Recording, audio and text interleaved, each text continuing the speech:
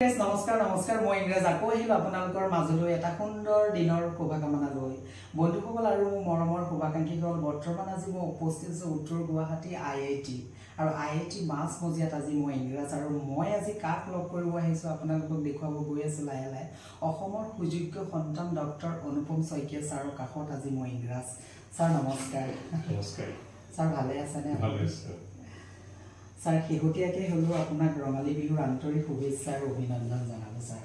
ধন্যবাদ ইংৰাজ মই তোমাৰ প্ৰগ্ৰামখিনি চাই থাকো আৰু ভাল লাগে তোমাৰ প্ৰচেষ্টা সফল হওক তাকে কামনা কৰিম হয় ছাৰ ধন্যবাদ ডক্টৰ অনুপম শইকীয়া ছাৰ আজি মোৰ কাষত আৰু ছাৰৰ পৰা কিছুমান পোনপটীয়া প্ৰশ্ন সুধিম আৰু সেই প্ৰশ্নবোৰ উত্তৰ পাম বুলি ময়ো আশাবাদী আৰু সমগ্ৰ অসমবাসীও আশাবাদী কি কয় ছাৰ নিশ্চয় ছাৰ আজি মোৰ আপোনাৰ পৰা প্ৰথম প্ৰশ্নটো জন্মস্থান শৈশৱ ক'ত আৰু কেনেকৈ পাৰ কৰিলে মোৰ জন্মস্থান আছিল গোলাঘাট মই শৈশৱকাল অতি মধুৰ আছিল বুলি ক'ব লাগিব মোৰ সৰুৰে পৰাই গণিতৰ প্ৰতি ৰাপ হৈ গৈছিল কাৰণ মোৰ দেউতাই ধেমালি চলৰে কিছুমান সাঁথৰ কৰিবলৈ দিছিল সেইটো মোৰ এটা মৌখিক বুলি এটা বিষয় আছিল তাত মানে মুখে মুখে কিছুমান অংক কৰিব লগা হৈছিল আৰু সেইটোকে আমাৰ দেউতাই বেছি জটিল ধৰণৰ মৌখিক দি মই ভাবোঁ যে বা তেনেকুৱা গাণিতিক সাঁথৰ দি মানে মোৰ গণিতৰ প্ৰতি তেনেকুৱা এটা কৌতূহল বাঢ়ি গ'ল বা আগ্ৰহ বাঢ়ি গ'ল আৰু এই ক্ষেত্ৰত মই ৩ নং টাউন চানমাৰী নিম্ন বুনিয়াদী বিদ্যালয়ত মোৰ প্ৰাথমিক শিক্ষা আৰম্ভ কৰিছিলোঁ আৰু খুব শৃংখলা শিকিছিলোঁ বুলি ক'ব লাগিব গোটেই জীৱনৰ কাৰণে হয়তো তাৰপাছত মই গোলাঘাট চৰকাৰী বেজবৰুৱা উচ্চতৰ মাধ্যমিক বিদ্যালয়ত পঢ়িলোঁ আৰু ক'ব লাগিব যে তাতো ছাৰ বাইদেউসকলৰ পৰা মই অশেষ মৰম আৰু মানে যত্ন পাইছিলোঁ আৰু যিখিনি মোক সদায় বহুত অনুপ্ৰেৰণা যোগাই আহিছিল আৰু মোৰ বন্ধু বান্ধৱসকলৰ কথাও ক'ব লাগিব তেওঁলোকেও মোক সদায় বহুতখিনি সহযোগ কৰি আহিছে তেতিয়া দিনৰ পৰাই হয় ছাৰ ছাৰ স্কুলীয়া শিক্ষা আপুনি গোলাঘাটতে সমাপ্ত কৰি তাৰ পৰা ক'লৈ ৰাওনা হ'লে মই মেট্ৰিক পাছ কৰাৰ পাছত মানে কটন কলেজলৈ আহিলোঁ হায়াৰ ছেকেণ্ডেৰীৰ কাৰণে তাত মই মুজামিল হক ছাত্ৰাবাসত আছিলোঁ গতিকে সেইটো এটা খুবেই জীৱনৰ মধুৰতম সময় আছিল অৱশ্যে ক'ব লাগিব যে যিমানখিনি সময় হয়তো পঢ়া শুনা দিব লাগিছিল সিমানখিনি হয়তো দিয়া নাছিলোঁ কিন্তু এটা খুবেই মধুৰ সময় আছিল হয় ছাৰ তাৰপিছত ক'লৈ গ'লগৈ আপুনি তাৰপাছত মই যিহেতু মোৰ গণিতত মোৰ খুবেই আগ্ৰহ আছিল গতিকে মই গম পাইছিলোঁ যে মানে কটনলৈ অহাৰ সময়তে যে মই মানে গণিততে অধ্যয়ন কৰি যাম গতিকে মই দিল্লী ছেইণ্ট ষ্টিফেন্স কলেজ য'ত মই BSc অনাৰ্ছ মেথছ কৰিছিলোঁ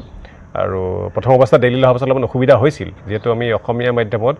মানে আচলতে ইংৰাজী কোৱাৰ যিহেতু অভ্যাস আমাৰ কম আছিল বা হিন্দীও ভালকৈ ক'ব পৰা নাছিলোঁ গতিকে প্ৰথম অৱস্থাত অলপ অসুবিধা পাইছিলোঁ বা বন্ধু বান্ধৱৰ পৰা অলপ আঁতৰিও ফুৰিছিলোঁ কিন্তু বিশেষকৈ সংকোচৰ কাৰণেহে দিগদাৰ হৈছিল আচলতে কিন্তু মই পাছত বুজি পালোঁ যে আচলতে যিটো নিজৰ সংকোচৰ কাৰণেহে প্ৰব্লেমখিনি হৈছিল কিন্তু মানে আমি যিখিনি শিকোঁ অসমীয়া মাধ্যমত পঢ়িলোঁ আমি যিটো ইংৰাজী যিমানখিনি শিকোঁ গ্ৰামেটিকেল কথা আমি জানো সেইটো হয়তো বহুতে বেলেগ ৰাজ্যত সিমানখিনি শিকি নাহে কিন্তু প্ৰথম অৱস্থাত সেইটোত অসুবিধা হৈছিল কিন্তু পৰিৱেশ খুবেই ভাল আছিল ষ্টিফেন্স কলেজত শিক্ষক ছাত্ৰ ছাত্ৰীৰ মাজত দূৰত্ব খুবেই কম আছিল আমি যিকোনো কথা সুধিব পাৰিছিলোঁ আনকি কেফেটেৰিয়াটো তেওঁলোকে কেতিয়াবা অংক বুজাবলৈ লৈ গৈছিল গতিকে এটা খুবেই সৌহাৰ্দ্যপূৰ্ণ পৰিৱেশ আছিল ষ্টিফেন্সত দ্বিতীয় প্ৰশ্নটোলৈ আহিলোঁ যিহেতু গোলাঘাটৰ এজন সন্তান নহয় জানো বাৰু সেই কেম্ব্ৰিজৰ এটা জাৰ্ণি কওকচোন অসমবাসী ৰাইজৰ বিশ্বৰ ভিতৰত এখন আগশাৰীৰ বিশ্ববিদ্যালয়ত পঢ়াৰ আপুনি সুযোগ গ্ৰহণ কৰিছিলে কওকচোন কেম্ব্ৰিজৰ আৰু ৰহস্যটো মানে মই যেতিয়া দিল্লীত ছেইণ্ট ষ্টিফেন্স কলেজত পঢ়ি আছিলোঁ তেতিয়া মোক মোৰ বন্ধু বান্ধৱসকলে মোক এইটো উৎসাহ দিছিল যে মই কেম্ব্ৰিজ বা অক্সফৰ্ড আদি বিশ্ববিদ্যালয়লৈ মানে পঢ়িবলৈ যাবলৈ চেষ্টা কৰিব লাগে গতিকে মই ক'ব লাগিব যে তেওঁলোকৰ অনুপ্ৰেৰণা শলাগ লৈছোঁ মই বা মোৰ শিক্ষক শিক্ষয়িত্ৰীসকলৰো শলাগ লৈছোঁ তেওঁলোকৰ যিটো প্ৰেৰণা পালোঁ তাৰ ফলতে মই ভাবিব পাৰিলোঁ যে মই হয়তো ময়ো এটা চেষ্টা কৰি চোৱা উচিত আৰু তেতিয়া মানে সেইটো সময়ত মানে তাত এডমিশ্যনৰ প্ৰক্ৰিয়াটো এনেকুৱা আছিল যে আমাৰ ইউনিভাৰ্চিটিৰ যিটো পাৰফৰ্মেঞ্চ সেইটোৰ ওপৰত গুৰুত্ব দিয়া হয় তাৰোপৰি আমাৰ 3জন শিক্ষাগুৰুৰ পৰা আমি লেটাৰ অফ ৰিকমেণ্ডেশ্যন ল'ব লাগে তাৰ পাছত এটা শ্বৰ্ট লিষ্টিং হয় আৰু তাৰ পাছত এটা ইণ্টাৰভিউ প্ৰক্ৰিয়া হয় আৰু ইণ্টাৰভিউটো ল'বলৈ তিনমূৰ্তি ভৱনত কেম্ব্ৰিজৰ পৰা কেইজনমান বিশেষজ্ঞ আহে আৰু ভাৰতৰো কেইবাগৰাকী বিশেষজ্ঞ থাকে তেওঁলোকে সন্মিলিতভাৱে এই মানে ইণ্টাৰভিউ লয় আৰু ইণ্টাৰভিউৰ ওপৰত ভিত্তি কৰিয়ে মই কেম্ব্ৰিজৰ ট্ৰিনিটি কলেজত মই পঢ়াৰ সুবিধা পাইছিলোঁ আৰু তাৰ এটা কাহিনী আছে যে আমি সকলোৱে জানো যে আমি ৰামানুজনৰ কথা জানো ৰামানুজনে তেওঁ আচলতেতো তেওঁৰ যিখিনি আৱিষ্কাৰ গণিতৰ যিখিনি তেওঁৰ অৱদান তেওঁ চিঠিৰূপে লিখি পঠাইছিলে ট্ৰিনিটি কলেজৰ প্ৰফেচাৰ আৰু ফেল' প্ৰফেচাৰ হাৰ্ডিলৈ যিয়ে তাৰ পাছত হাৰ্ডিয়ে তেওঁক ৰামানুজনক ট্ৰিনিটি কলেজলৈ মাতি লৈ গৈছিলে গতিকে সেই ৰামানুজনৰ স্মৃতিত ট্ৰিনিটি কলেজৰ এটা ফেলোশ্বিপ আছিলে মানে স্কলাৰশ্বিপ যিটো মই পঢ়াৰ সুবিধা পালোঁ যিটো মই পালোঁ আচলতে তাৰ কাৰণে মই প্ৰথমতে তালৈ 2 বছৰৰ কাৰণে গৈছিলোঁ তাৰপাছত মই পৰৱৰ্তী অৱস্থাত মই তাত MPhil আৰু PhD কৰিলোঁ হয় ছাৰ এইখিনিতে মই এটা প্ৰশ্ন আহিছোঁ কেতিয়াবা শৈশৱতে ভাবিছিলেনে যে বিশ্বৰ এনেকুৱা এখন বিশ্ববিদ্যালয়ত মই পঢ়াৰ সুযোগ গ্ৰহণ কৰিম বুলি আচলতে মই ক'বলৈ গ'লে সঁচা কথা ক'বলৈ গ'লে ভবা নাছিলোঁ আচলতে মই বহুত দীঘলীয়াকৈ পৰিকল্পনা মই আচলতে জীৱনত লৈ আগবঢ়া নাই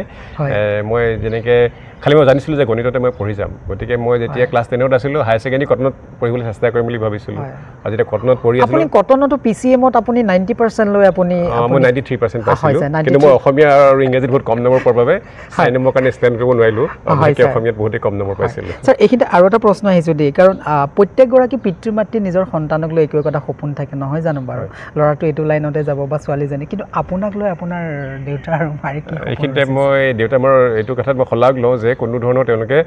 তেনেকুৱা ধৰণৰ কোনো ধৰণৰ মানে আশা তেওঁলোকে কৰি থকা নাছিল মানে তেওঁলোকে জাষ্ট বিচাৰিছিল যাতে মই যিটো বিষয়ে পঢ়োঁ ভালকৈ পঢ়োঁ গতিকে কোনো ধৰণৰ মোক সম্পূৰ্ণ মানে স্বাধীনতা দিছিলে যাতে মই নিজৰ বাটটো মই নিজেই নিৰ্বাচন কৰি ল'ব পাৰোঁ গতিকে কেতিয়াও কোৱা নাই যে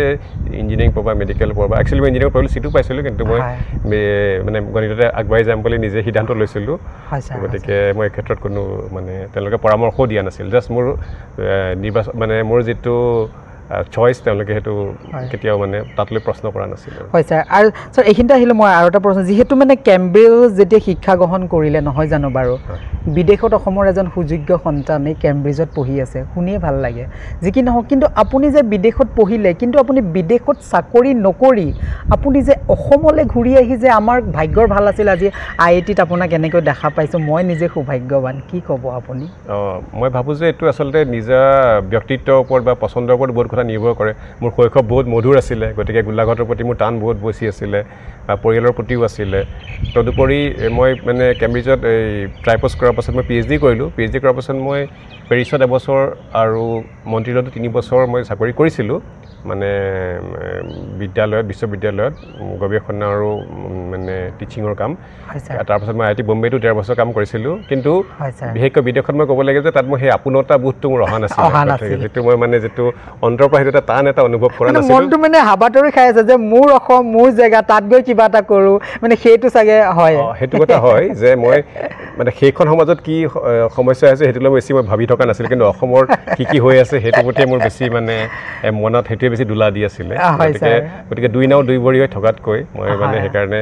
শেষত মই ঘূৰি অহাৰ সিদ্ধান্ত ল'লোঁ হয় ছাৰ এইখিনিতে মোৰ আৰু এটা প্ৰশ্ন আহিছে মানে কেম্ব্ৰিজৰ যিটো সময় আপুনি অতিক্ৰম কৰিলে এটা দীঘলীয়া সময় নহয় জানো বাৰু এনেকুৱা এটা স্মৃতি পাৰ কৰিছেনে যিটো স্মৃতি মনত পৰিলে মনটো বহুত দোলা দিয়ে আকৌ যাওঁগৈ নেকি মই কেম্ব্ৰিজত ঠিক তেনেকুৱা নহ'লেও কিন্তু কিছুমান মধুৰ স্মৃতি আছে মই বাৰু এটা কথাই কৈছোঁ যেতিয়া মই প্ৰথমতে যিটো মোৰ গৱেষণাৰ কাম মোৰ ছুপাৰভাইজাৰ প্ৰফেচাৰ জন কোচ তেখেত অলপতে ঢুকাইছে 2 বছৰ আগতে তেখেতে দিছিলে আৰু যেতিয়া মই সমাধান কৰিব পাৰিলোঁ যেতিয়া মই তেওঁক প্ৰথমবাৰ সেইটো মই ক'লোগৈ মানে সম্পূৰ্ণ শুদ্ধ হৈছে বুলি মই গম পোৱা নাই তেওঁ কি কয় তেতিয়া তেওঁ মোৰ পিঠিত এটা ঢকা মাৰি কৈছিলে যে এইটো এটা খুবেই চেলিব্ৰেট কৰিবলগীয়া কথা যে তই মানে কিবা এটা নিজে কৰিব পাৰিলি গতিকে সেই মুহূৰ্তটো মই ভাবোঁ যে এটা খুবেই এটা আপুৰুগীয়া মুহূৰ্ত আছিলে মোৰ কাৰণে হয় ছাৰ এইখিনিত আৰু কিছুমান মই পোনপটীয়া প্ৰশ্ন আহিছোঁ আপোনাৰ পৰা যিহেতু অসমত নহয় জানো বাৰু শিক্ষাৰ যিটো মই নীতি বুলিয়ে কৈছোঁ যিখন এডুকেশ্যন পলিচি আজিকালি বহুবোৰ মানে আমাৰ বিশ্ববিদ্যালয় হৈ গৈছে আপোনাৰ দৃষ্টিভংগীত আপুনি কি ক'ব বিচাৰিব মই ভাবোঁ যে আমাৰতো শিক্ষা ব্যৱস্থা বহুত প্ৰয়োজন মানে সলনি হোৱাৰ বহুতখিনি প্ৰয়োজন আছিলেও এতিয়া নতুন শিক্ষানীতি লোৱা হৈছে তাত বহুত কথা মানে থিয়ৰিটিকেলি বহুত ভাল কথাই তাত আছে কিন্তু সেইখিনি ইমপ্লিমেণ্টেশ্যন কিদৰে হয় সেইটোৱে আটাইতকৈ গুৰুত্বপূৰ্ণ কথা আৰু কাৰণ সেই ইমপ্লিমেণ্টেশ্যন কৰাটো ইমান সহজ কথা নহয় কিন্তু এইটো কথা ঠিক যে আমাৰ শিক্ষা ব্যৱস্থাটো বহুত পৰীক্ষা কেন্দ্ৰিক আছিলে হয়তো এতিয়াও পৰীক্ষা কেন্দ্ৰিকে হৈ আছে অৰ্থাৎ আমি কি শিকিলোঁ তাতকৈ আমি পৰীক্ষাত কিমান মাৰ্কছ পালোঁ তেনেকুৱা ধৰণে হৈ আছে গতিকে সেইকাৰণে এইখিনি সাল সলনিৰ প্ৰয়োজনো আছে কিছুমান কিন্তু আনহাতে যি ধৰণে এতিয়া কৰিবলৈ লোৱা হৈছে তাত মোৰ নিজৰো অলপ চিন্তা লাগে যে যেনেকৈ এখন চিটিত যেনেকৈ ছাত্ৰ ছাত্ৰীয়ে যিখিনি সুবিধা পাব কিন্তু গাঁও অঞ্চলত সেই একে শিক্ষানীতি একেধৰণে প্ৰয়োগ কৰিবলৈ বহুতখিনি অসুবিধা আছে বা শিক্ষক শিক্ষয়িত্ৰীক যিদৰে ট্ৰেইনিং দিয়াৰ প্ৰয়োজন আছে সেইখিনিৰোতো তেনেকুৱা আমাৰ ইমানখিনি BEd কলেজেই নাই বা ইমান প্ৰশিক্ষণ দিয়াৰ ব্যৱস্থাই হয়তো নাই বা ডিজিটেলি যিমানখিনি এৱাৰনেছ লাগিব আনহাতে বহুতখিনি ফ্লেক্সিবিলিটি আছে কিন্তু ল'ৰা ছোৱালীৰ হাতত বহুত চইচ থাকিব আৰু সেই চইচখিনি যদি কোনোবাই ভালদৰে ল'ব পাৰে তেতিয়াহ'লে আগবাঢ়ি যাব পাৰিব কিন্তু বহুতখিনি হয়তো কনফিউজনো ক্ৰিয়েট হ'ব ইয়াত গতিকে এটা চেলেঞ্জিং টাইম হয় ছাৰ এইখিনিত আৰু এটা প্ৰশ্ন আহিছে যিহেতু আমাৰ যিসকল আজি IIT বা IIMৰ পৰা হওক বহু ভাল ভাল ল'ৰা ছোৱালী যেতিয়া পাছ আউট কৰি কিন্তু এই অসম এৰি হয়তো সিহঁতে বিদেশলৈ উচ্চ শিক্ষাৰ কাৰণে সিহঁতে মানে ঢাপলি মেলে অৱশেষত গৈ কিন্তু অসমে এটা সুন্দৰ ব্ৰেইন হেৰুৱাই পেলায় হয় এইটো কথা হয় গতিকে কেইবাটাও ফালৰ পৰা চাব লাগিব মানে হয়তো তেওঁলোকৰ ইণ্ডিভিজুৱেলি তেওঁলোকে যিখিনি সা সুবিধা বিচাৰিছে অসমত হয়তো সেইটো পোৱা নাই আৰু সেইটো নিজৰ ব্যক্তিত্বৰ ওপৰত নিৰ্ভৰ কৰে পচন্দৰ ওপৰত নিৰ্ভৰ কৰে কোনোবা যদি অসম বেছি ভাল পায় বা কোনোবাই হয়তো কেৰিয়াৰত বেছি আগবাঢ়ি যাব বিচাৰিছে আৰু আজিকালি এনেকুৱা হৈছে যে আজিকালি ইমান দ্ৰুত পৰিৱৰ্তন হৈছে যে বিদেশত থাকিও অসমৰ কাৰণে বহুত কৰিব পৰাৰো স্কোপ আছে সেইটো হয়তো 20-25 বছৰ আগত নাছিল আমি যেতিয়া ঘূৰি আছিলোঁ সেইটো সময়ত সিমানখিনি তাৰ স্কোপ নাছিলে কিন্তু আজিকালি সেইখিনিও আছে তদুপৰি যদি কোনোবাই সেই যিখিনি সা সুবিধা বিচাৰিছে নিজৰ ক্ষেত্ৰত এইটো এটা নিজা পচন্দৰ কথা নিজৰ ব্যক্তিত্বৰ কথা বুলি মই ভাবোঁ যে সকলোৰে অনুভৱ একে নহয় গতিকে ইয়াৰ ওপৰত কিবা চৰকাৰলৈ আপুনি কিবা আহ্বান জনাব নেকি যিহেতু এইটো ক্ষেত্ৰত মই এইটো ভাবোঁ যে নিঃসন্দেহে বহুত আমাৰ ইয়াতে জব অপৰচুনিটিজ থাকিব লাগে বা উচ্চ শিক্ষাৰ প্ৰতিষ্ঠান বা বেলেগ বেলেগ ধৰণৰ সা সুবিধা নিশ্চয় থাকিব লাগে গতিকে চৰকাৰ নিশ্চয় কৰণীয় থাকিব তাৰোপৰি এইটো এটা ইণ্ডিভিজুৱেলৰ চইচো যে তেওঁলোকৰ হয়তো এইটো ক্ষেত্ৰত আৰু এটা ফিলচফিকেল প্ৰশ্ন যে আমি যি ঠাইত জন্ম ল'লোঁ সেইখন ঠাইতে থাকিব লাগে নে আমি সকলো গোটেই বিশ্বকে নিজৰ আপোন বুলি ল'ব লাগে বা নিজৰ আকৌ আনহাতে আকৌ যদি নিজৰ সুবিধাৰ কাৰণে লৈছোঁ সেইটো এটা বেলেগ কথা গতিকে বহুত ধৰণৰ কথা আছে গতিকে এইটো প্ৰশ্নৰ থিতাতে উত্তৰ দিয়া সম্ভৱ নহয় আৰু তাৰোপৰি প্ৰতিজন ইণ্ডিভিজুৱেলৰ কাৰণে উত্তৰটো বেলেগ বেলেগ হ'ব হয় ছাৰ এইখিনিতে মোৰ আৰু এটা প্ৰশ্ন আপোনাৰ পৰা যিহেতু আমাৰ যেতিয়া ছাত্ৰ ছাত্ৰীসকল যেতিয়া ভাল এটা ৰিজাল্ট কৰে নহয় জানো বাৰু যেতিয়া হাই ছেকেণ্ডেৰী ৰিজাল্টটো ওলাই আমি সদায় চাওঁ যে কোনটো ছাবজেক্টত বা বেছি নম্বৰ পালোঁ বা ক'ত মই ছিট পালোঁ সদায় এটাই থাকে যে আমাৰ অভিভাৱকসকলে ডক্টৰ হ'ব লাগে বা ইঞ্জিনিয়াৰ হ'ব লাগে বা কোনটো বিষয়ত সি বেছি নম্বৰ পালে কিন্তু সেইফালে গতি কৰে কিন্তু সেই ছাত্ৰ বা ছাত্ৰীজন কিন্তু প্ৰতিভাটো বেলেগতেহে আছিলে হয় এইটো কথা হয় যে আচলতে ছাত্ৰ ছাত্ৰী য'ত আগ্ৰহ আছে বা সেইটোৰ বিষয়ত যাব পাৰিলে বা য'ত বুটপত্তি আছে বা পেশ্যনেট যিটো আগ্ৰহ আছে সেইটোত যাব পৰাটোৱে মই অন্ততঃ সেইটোৱে সমৰ্থন কৰোঁ বা সেইটোৱে বিচাৰোঁ আনহাতে আমাৰ কি অভিভাৱকে বহু ক্ষেত্ৰত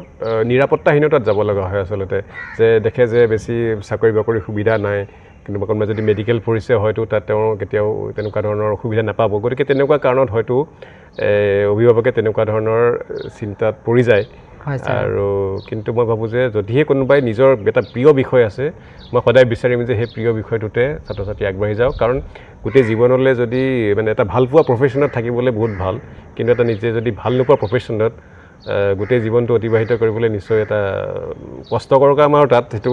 সিমান এটা সফলতাও পাবলৈ তাত বা সফলতা পালেও তাত ইমান মানে আনন্দ হয়তো আমেজ পোৱা নাযাব গতিকে মই সদায় ভাবোঁ যে নিজৰ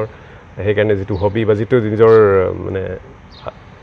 ইচ্ছামতে বা যিটো ভাল পোৱা যায় ভাল পোৱা বিষয়টোত কাম কৰিবলৈ পাব লাগে ছাৰ এইখিনিত মই এটা প্ৰশ্ন সুধিছোঁ আপোনাৰ যিহেতু অসমৰ আপুনি প্ৰথম যেন ৰেংলাৰ নহয় জানো বাৰু অসমবাসী ৰাইজ ডক্টৰ অনুপম শইকীয়া ছাৰ অসমৰ প্ৰথমজন ৰেংলাৰ আৰু ৰেংলাৰ কি হয় সেই কথাটো আজি মই ছাৰৰ পৰা আমি জানিবলৈ প্ৰয়াস কৰিম মানে ৰেংলাৰ বস্তুটো এনেকুৱা যে যিটো কেম্ব্ৰিজ বিশ্ববিদ্যালয়ত গণিতৰ যিটো পাঠ্যক্ৰম আছে মানে ট্ৰাইপজটো আমাৰ ইয়াৰ মাষ্টাৰ ডিগ্ৰী সমপৰ্যায় বুলি ক'ব পাৰি কাৰণ ট্ৰাইপজৰ পাছতে তাত PhD কৰিব পাৰি গতিকে ট্ৰাইপজৰ গণিতৰ যিটো চূড়ান্ত পৰীক্ষা তাত যিসকলে ভাল ফল দেখুৱায় তেওঁলোকক এই ৰেংলাৰ উপাধিটো দিয়া হয় আৰু এইটো এটা আচলতে বহুত পুৰণা ট্ৰেডিশ্যনেলি চলি অহা উপাধি সেইটো কাৰণে আৰু তুলনামূলকভাৱে কঠিন বুলি ভবা যায় এই উপাধি পোৱাটো গতিকে বহু দিনৰ পৰাই গতিকে সেই ফালৰ পৰা মানে এই ৰেংলাৰ শব্দটো সেইটো তাৎপৰ্য সেইটোৱেই হয় ছাৰ আৰু এটা প্ৰশ্ন আহিলে যিহেতু ছাত্ৰ ছাত্ৰীসকললৈ আপোনাৰ কি আহ্বান মই ভাবোঁ যে ছাত্ৰ ছাত্ৰীসকলে আজিৰ দিনত মই যিখিনি ভাবোঁ আৰু মই ভাবোঁ যে যিকোনো ছাত্ৰ ছাত্ৰীসকলে সকলো কথা নিজেই একবাৰ ভাবি চোৱাই উচিত কোনোবাই কৈছে কাৰণে যে সেইখিনি কথাই মানি লৈ চলিব লাগিব নিশ্চয় তেনেকুৱা কথা নহয় কিন্তু আমি এটা ভবাৰ এটা দিশ নতুন এটা দিশ আমি উনুকিয়াই দিব পাৰোঁ নতুন নহ'বও পাৰে মানে এটা আমি দিশ উনুকিয়াই দিব পাৰোঁ গতিকে মোৰ ফালৰ পৰা এনেকুৱা লাগে যে ছাত্ৰ ছাত্ৰীসকলে আজিকালি বহুত ছেল্ফ এৱাৰনেছ লাগিব মানে নিজৰ কোনটো বিষয়ত পাৰদৰ্শিতা আছে কোনটো দুৰ্বলতা আছে সেই সময়কে সজাগতা লাগিব বা কোনটো বিষয় তেওঁলোকে ভাল পায় তেতিয়া ভৱিষ্যতে মানে চইচবিলাক কৰিবলৈ বেছি সুবিধা হ'ব কাৰণ চইচ কৰাটো এটা কঠিন বস্তু আজিকালি তাতে বহুত চইচ আহিছে নতুন এডুকেশ্যন পলিচিত বহুতখিনি ফ্লেক্সিবিলিটি আছে যিটো ভাল কথা কিন্তু আনহাতে আমি নিজৰ মনটো বুজি পাব লাগিব গতিকে আৰু তেওঁলোকে আৰু আমি ভাবোঁ যে আমি বহুত সময়ত ছুটি ৰাস্তাটো বিচাৰোঁ আমাৰ অসমত এটা প্ৰৱণতা আছে গতিকে মই ভাবোঁ যে আমি কষ্ট কৰিবলৈ কিন্তু সাজু থাকিব লাগিব কাৰণ মেইন পাৰ্পজটো হৈছে আমাৰ যাতে কেপাচিটি বাঢ়ে যাতে আমাৰ সামৰ্থ্য বৃদ্ধি পায় অৰ্থাৎ আমি গণিত বিষয়টোত মানে নম্বৰ কিমান পালোঁ তাতকৈ মানে আমাৰ যাতে কেপাচিটি যাতে বাঢ়িছে আজি যিমান আছে 1 মাহৰ পাছত তাতকৈ আৰু বেছি বাঢ়িব লাগিব 2 মাহৰ পাছত আৰু তাতকৈ কেপাচিটি বাঢ়িব লাগিব গতিকে কেপাচিটি বিল্ডিং সেইটোত আমি গুৰুত্ব দিব লাগিব আৰু পাৰ্চনেলিটিৰ কিছুমান হয়তো এইবিলাক মানে ছফ্ট স্কিলছ বুলিয়ে ক'ব লাগিব কিন্তু কথা ভালকৈ ক'ব পৰা তেনেকুৱা ধৰণৰ বা আত্মবিশ্বাস এই কিছুমান আগতে মই ভাবোঁ যে আমাৰ সেইটো অলপমান কম আছিলে এইটো অভাৱ আছিলে আমাৰ ইমান আত্মবিশ্বাস তেতিয়া নাছিলে গণিত বিষয়টো যেনিবা মই ভাল পাইছিলোঁ কিন্তু যিটো নিজৰ ওপৰত বিশ্বাস ৰাখিলে যিদৰে আগবাঢ়ি যাবলৈ সহজ কিন্তু আত্মবিশ্বাস নাথাকিলে হয়তো নিজকে এৰাল দি থোৱাৰ নিচিনা হয় বা পিছলৈ টানি থকাৰ নিচিনা হয় গতিকে মই ভাবোঁ যে সেই এৱাৰনেছ থাকিব লাগিব ল'ৰা ছোৱালীৰ থাকিলে ভাল হ'ব বুলি মই ভাবোঁ আৰু কষ্ট কৰিবলৈ সাজু থাকিব লাগিব তাৰ ডিচিপ্লিনটো খুবেই ইম্পৰ্টেণ্ট আগতে মই ডিচিপ্লিনৰ গুৰুত্বটো এতিয়া মই উপলব্ধি কৰোঁ অৱশ্যে মোৰ ডিচিপ্লিন নাছিল বুলি মই নকওঁ কিন্তু আজিকালি মই বেছিকৈ নিৰ্ভৰ কৰোঁ যে এইটো এটা অট' পাইলটৰ নিচিনা যদি আমাৰ ডিচিপ্লিন ভাল আছে প্ৰতিটো দিন যদি আমি ঠিকমতে সময়খিনি ইউজ কৰিছোঁ গতিকে অট'মেটিকেলি আমাৰ ভাল হৈ গৈ থাকিব হয়তো ইমিডিয়েট আমি ফল নাপাব পাৰোঁ কিন্তু সেইটো এটা অট' পাইলট আমাৰ ভাল ডাইৰেকশ্যনত গৈ থাকিব গতিকে এই হেবিট বিল্ডিং কাৰণ আমি যিটো কামত বেছি সময় কৰোঁ আমি মানুহটো তেনেকুৱা হৈ যাওঁ তেনেকুৱা ধৰণৰ কিছুমান উক্তি আছে যে আমি মানুহটো কি দিনটোৰ বেছিভাগ সময় আমি যিটো কৰোঁ আমি সেইটোৱে গতিকে ষ্টুডেণ্টৰ সেই অভ্যাস মানে যিটো তেওঁলোকৰ হেবিট কাৰণ আমি যিটো সময় বেছি দীঘলীয়াকৈ কৰিবলৈ লওঁ সেইটো আমাৰ হেবিট বনি যায় আৰু হেবিটৰ পাছত আমি হেবিটৰ দাস হৈ যাওঁ গতিকে সেইটোৰ প্ৰতি সৰুতে চকু দিলে খুবেই ভাল বুলি ভাবোঁ আপোনাৰ দৃষ্টিকোণ আপোনালৈ যিহেতু অসম প্ৰগতি দিশে বুলি ভাবেনে আপুনি আপোনাৰ দৃষ্টিভংগীত অলপমানতো প্ৰগতি হৈছে কিন্তু আমি যেনেকুৱা কথাত হ'ব লাগে বুলি ভাবোঁ মই সেইখিনি দেখা পাইছোঁ বুলি অৱশ্যে মই নদি ক'ব নোৱাৰোঁ কাৰণ যিটো সমাজত যিটো দৃষ্টিভংগীত পৰিৱৰ্তন আহিব লাগে বা যিটো বিজ্ঞানসন্মত মনোভাৱ হ'ব লাগে বা আমি যিবিলাক কথাত বেছি চিন্তা চৰ্চা কৰিব লাগে মই তেনেকুৱা হৈছে বুলি কিন্তু নেদেখোঁ বহুত কিছুমান আমি তৰল কথাত আমি বেছি গুৰুত্ব দি থাকোঁ কিন্তু গতিকে আমি সেই সজাগতা বা সেই ধৰণৰ বৌদ্ধিক এটা পৰিৱেশ হয়তো এতিয়ালৈকে আমি দেখা পোৱা নাই গতিকে মানে যিদৰে দেখা পাব লাগিছিল তেনেকুৱা ভাবোঁ কিন্তু আনহাতে কিছুমান দেখিছোঁ ল'ৰা ছোৱালী আগতকৈ বহুতখিনি মানে যিটো আজিকালি বহুতখিনি আগতকৈ ছেল্ফ এৱাৰনেছ হয়তো আহিছে আগৰ তুলনাত ছাৰ মই এইখিনিতে আৰু এটা প্ৰশ্ন সুধিছোঁ যিহেতু আপুনি বহু বছৰ IITত কাম কৰি আছে এই যে প্ৰত্যেক বছৰে IITত অসমীয়া ল'ৰা ছোৱালীৰ সংখ্যা বাঢ়িছে নে কমিছে আপোনাৰ IITত অসমীয়া ল'ৰা ছোৱালীৰ সংখ্যা বাঢ়িছে তীব্ৰ গতিত বঢ়া নাই খুব কম গতিত বাঢ়িছে কিন্তু আগতকৈ বাঢ়িছে সেইটো এটা খুবেই ভাল কথা অসমৰ ল'ৰা ছোৱালীৰ কাৰণে আচলতে আগতে বহুতে এইটো সিমান চেষ্টা চলোৱা নাছিল আজিকালি আমি মই এতিয়া বৰ্তমান ইয়াৰে আউটৰিচ এডুকেশ্যন প্ৰগ্ৰেম বুলি এটা চেল আছে আমাৰ মই তাৰে দিন আৰু আমি বহুতো অসমৰ ছাত্ৰ ছাত্ৰীক আমি মাতোঁ তেওঁলোকে ইয়াত ভিজিট কৰে কেতিয়াবা স্কুলৰ পৰাও বিচাৰে কেতিয়াবা আমিও মাতি আনো বা তেওঁলোকক আমি বিভিন্ন ধৰণৰ লেকচাৰ দিওঁ বা আমি যাতে তেওঁলোকে অলপ IIT আহিবলৈ যাতে এটা অনুপ্ৰেৰণা পায় আৰু আমি কিছুমান 2-এজন ছাত্ৰৰ পাছত IIT চিটো পাইছে গতিকে এইটো মই ভাবোঁ যে এটা খুবেই ভাল লক্ষণ কিন্তু আমাৰ কৰিবলগীয়া বহুত আছে সজাগতা আহিব লাগিব আৰু কেৱল BTech প্ৰগ্ৰেমতে নহয় IITত মাষ্টাৰ ডিগ্ৰী প্ৰগ্ৰেম আছে PhD প্ৰগ্ৰেম আছে MA আছে বহুতে নাজানে ভাবে যে IITত অকল BTech ডিগ্ৰীয়ে আছে যে হায়াৰ ছেকেণ্ডেৰী পাছত JEE বা এডভান্স JEE কৰিব লাগিব কিন্তু আচলতে বেলেগ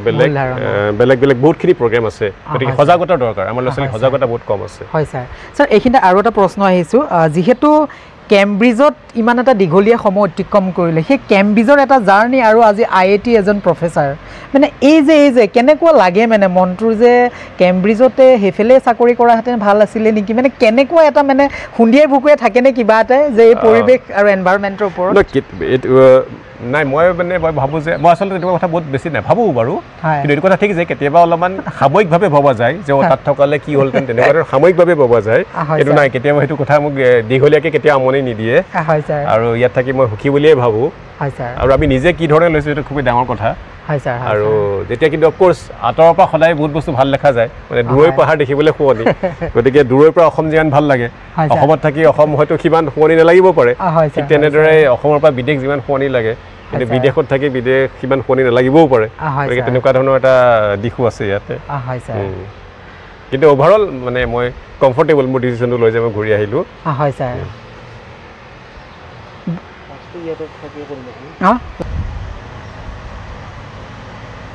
অসমবাসী ৰাইজ আজি IIT মাছমজিয়াৰ পৰা আমাৰ এই সৰু আৰু সুন্দৰ অনুষ্ঠানৰ ইয়াতে সমাপ্ত কৰিলোঁ আৰু অনাগত দিনত মই ইংৰাজী আকৌ আহিম আপোনালোকলৈ এনেকুৱা অনুষ্ঠানবোৰ লৈ আহিব প্ৰয়াস কৰিম কিন্তু ইংৰাজৰ যিটো চেনেল আছে আপোনালোকে লাইক কমেণ্ট শ্বেয়াৰ ছাবস্ক্ৰাইব কৰিব নাপাহৰিব তেতিয়াহে জীৱনৰ এই বিশাল সাগৰখনত মই সাঁতুৰিব পাৰিম ছাৰ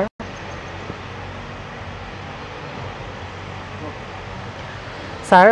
আজি আমাৰ অনুষ্ঠানটো আমি ইয়াতে সমাপ্ত কৰিলোঁ আৰু অনাগত দিনত আহি থাকিম আকৌ আপোনালোকৰ মাজলৈ ধন্যবাদ অসমবাসী ৰাইজ আজি এই অনুষ্ঠানটো আমি ইয়াতে সমাপ্ত কৰিলোঁ অনাগত দিনত মই ইংৰাজী আকৌ আহিম এনেকুৱা সৰু সৰু অনুষ্ঠানবোৰ লৈ আহিবলৈ মই প্ৰয়াস কৰিম কিন্তু ইংৰাজীৰ যিটো চেনেল আছে